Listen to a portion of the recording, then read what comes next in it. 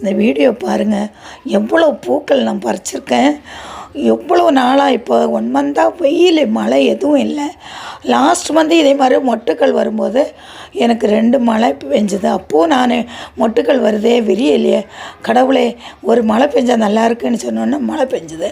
இப்போ நான் 2 நாளைக்கு முன்னாடி உங்களுக்கு வீடியோ போடும்போது அந்த மொட்டுக்கள் நிறைய இருந்தது.